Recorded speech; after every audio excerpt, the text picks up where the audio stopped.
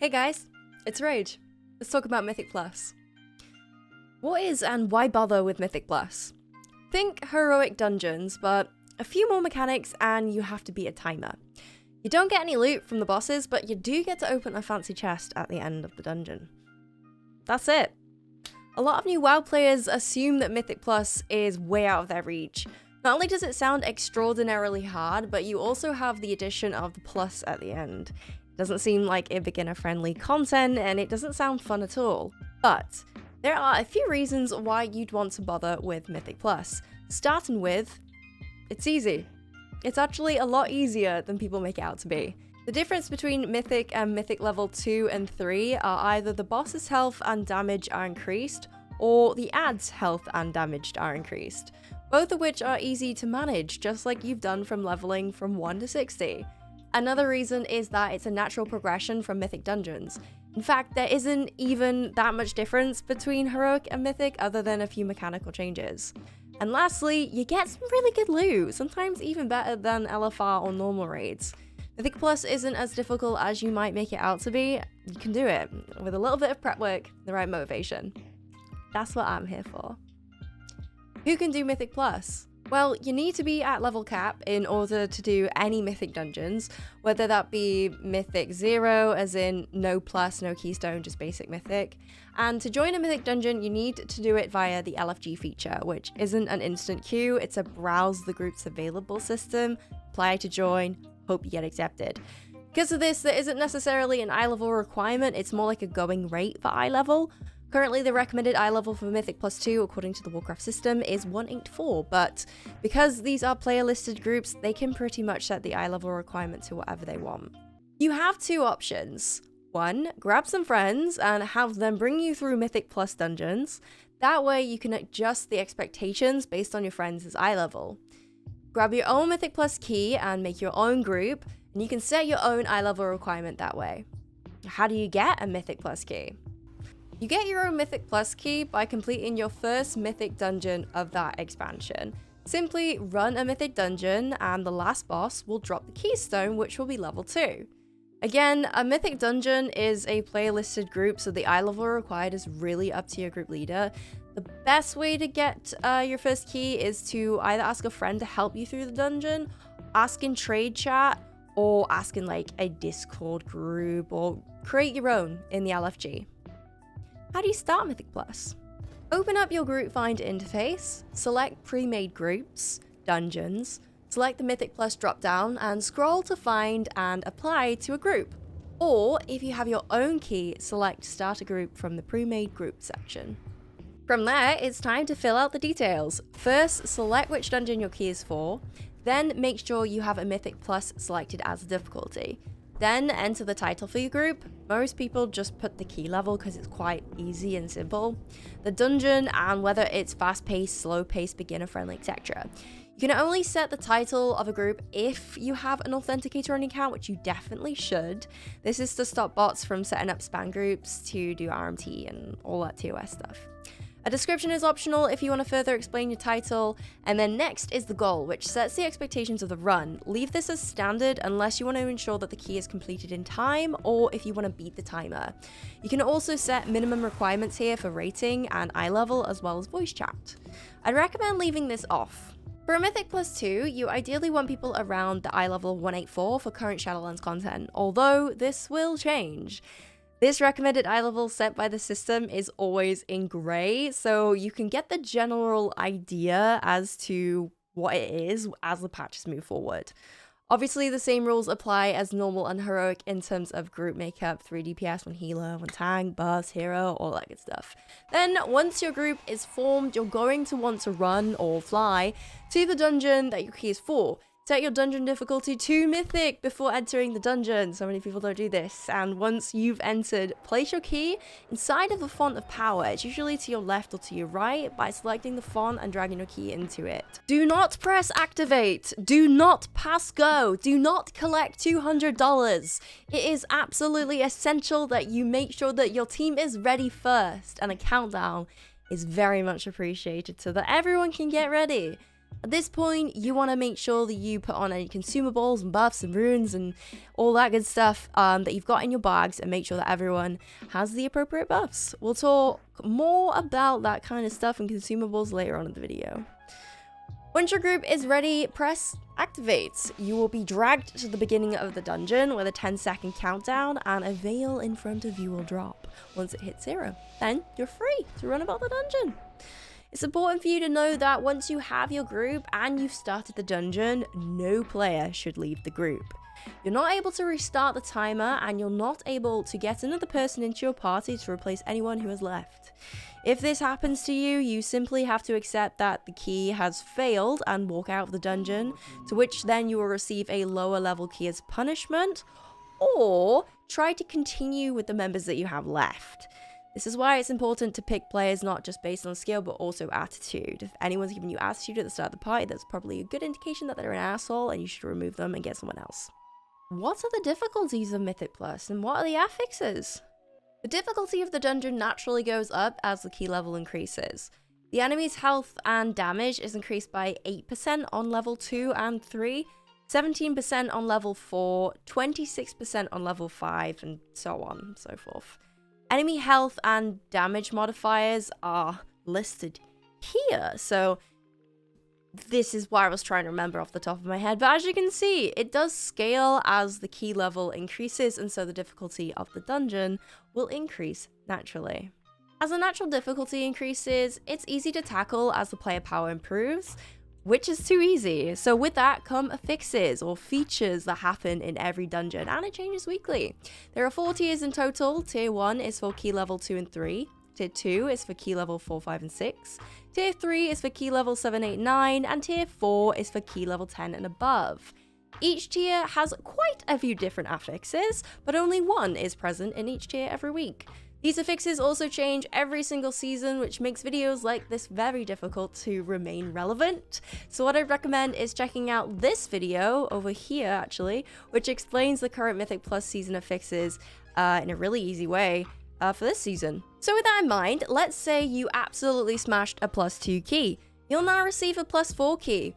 That's because you smashed that dungeon so hard that you actually ended up finishing it with more than 20% time available. Yes, in Keystones, you actually get rewarded for finishing early. Isn't that great, gentlemen?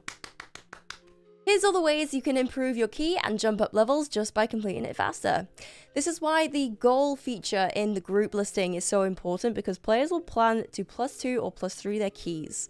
Beating the timer with less than 20% remaining results in a +1 upgrade, for example 3 to 4. Beating the timer with more than 20% but less than 40% remaining results in a +2 upgrade, for example 3 to 5. Beating the timer with more than 40% of the allocated time remaining, you smashed that so hard, results in a +3, for example 3 to 6. Failing the timer but completing the dungeon results in a -1 upgrade, technically a downgrade, from 3 to 2. But you smashed your key, so now you have a +4, which means this week, the week 3 or 4 of Season 3 of Shadowlands, you will be facing Fortified for level 2 to 3, Firing for 4, 5, and 6, Grievous for 7, 8, and 9, and Encrypted for 10 and over. How did I know that right off the back? Because I am so clever, I know all the affixes. No, I've got a script in front of me, and I've also got a website that I can track. I'll show you. As the affixes change weekly, it can be really hard to keep on top of what's going on, but there are plenty of ways for you to know what affixes you're going to face. Open up the group finder and press Mythic Plus Dungeons tab. There, if you hover over the icons below this week, you can find the affixes and their descriptions. But if you're not in-game, however, just like me, or if you want a better explanation plus some tips, you can head to Mythic Plus. This is how you spell it, with the dot. And I'll show you exactly what you're looking for. Or you can actually hover over your keystone in your bag in-game, and it'll tell you what's applicable to your keystone too, just in case you forget. But Rage, what if I had a key and then I lost my key? What do I do? How do I get my key back? Well, let's say you did a key at some point over the last thousands of weeks ago, but you didn't do it and you lost it and now it's gone bye-bye. There is something you can do, fortunately. You can actually go to a vendor called Tar's Shop in Oribos and talk to them, get yourself a new key. You can also talk to this vendor if you want to downgrade your key, if you don't like the one you have, or if it's too hard for you. If the key is too hard for you and your group, while you're attempting it, or someone left the dungeon group and you can't manage the 4 of you, you now have to exit and start again, and the level of the key will deplete anyway. So if that's your issue, just keep that in mind. Why should you push keys? What level of gear do you get inside the dungeon and outside the dungeon? Right, this is going to be heavily time-gated information, especially as I only have the current gear information for the current season, and this actual script is about 3 weeks old, so here we go! So what I'll do instead is link a website below that I want you to click and scroll to the bottom, or Control F, and search for the term eye-level loot. Wowhead has efficiently compiled all of the item level loot that you will receive depending on the keystone level that you do. Column 1 indicates what item level loot you'll receive at the end of the dungeon, and column 2 indicates what will be available for you to get in your Great Vault. If you don't know what the Great Vault is, or you need some clarity on it, let me link you to a video that better explains it. It's very simple, but it has changed previously. If you're watching this well into the future, there may even be a video pop up from myself here or in the description. I highly doubt it. Just go to the one that's already made, it's fine. Not everyone will receive an armor loot at the end of the dungeon though, so keep that in mind. If your key isn't completed in time, only one person from your party will have armor to loot in the chest. Everyone else will receive armor. If the key is completed in time, then 2 of you from your party will have armor to loot in the chest, and everyone else will receive armor. If this video is helping you, by the way, you can support me by giving this video a like, which helps push it to other people just like you who may benefit from this guide, so thank you. Hey, what if you're a tank? How do you know what path to follow?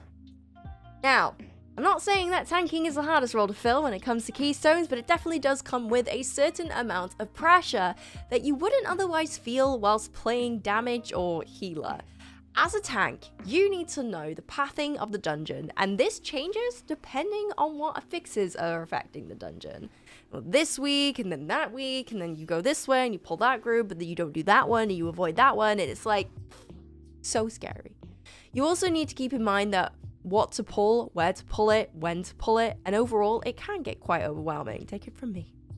But there is a handy website called Keystone Guru that the community collectively creates pathing routes for you to download and use whilst in the dungeon.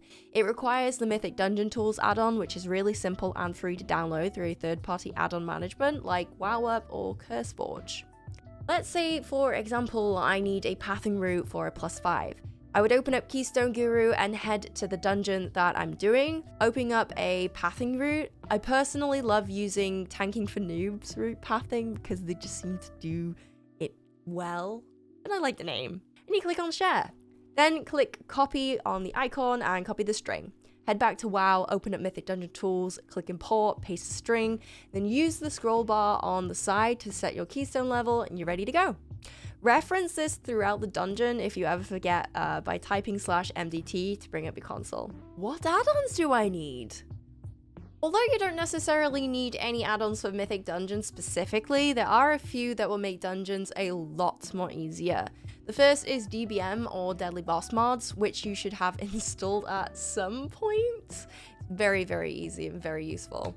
Mythic Dungeon Tools, like we just discussed, and Mythic Plus Timer. What Mythic Plus Timer does is it gives you information about the key that you're doing in relevant time. It'll show you the dungeon, the level of the key, and what affixes you have to face. It also has a bunch of time trackers, which is the most helpful part. It tracks your current lapse time that you've been in for the key, next to the max time you have to complete the key. To the left of that, you also have how much time you have to complete the key, which changes color depending on how well you're doing. Under that, you have trackers for +2ing or +3ing the key. In brackets next to the +2 or +3, you have the total time the key needs to be completed in order for it to count as a +2 or +3. Next to that, you have how long you have left to complete it. Under that, you have what bosses are left to kill, as well as how much percentage of trash you have currently killed. You need this, by the way, because each dungeon needs to have at least 100% trash killed in order for it to count as completed. So this is a great way to track that. You can't just like run to the end to kill the last boss or something like that. You also have a death counter to track how many times your party has died, which shows you how much time you've lost because of that. Each death is minus 5 seconds for the total timer. What consumables should I bring? Because Keystones are quite competitive and heavily rely on other players' performance as well as yours, it's common courtesy to bring along with you consumables that improve your player performance. If you already know what type of consumables to bring with you as you do it in raiding or any other kind of player power content, then feel free to skip this part. Otherwise, keep watching and I'll explain to you exactly what you need. Food for the well-rested buff. Make sure to sit for at least 10 seconds to gain this. An elixir that lasts for an hour and persists through death. Some health or mana potions which are one-time use and you can use every 5 minutes. Some oils or sharpening stones depending on what class you are. And optionally some augment runes and player performance enhancing potions like pots, which give you similarly to granting you extra health or extra mana in the moment, but they're extra stuff. Don't worry about them unless you really want to know more.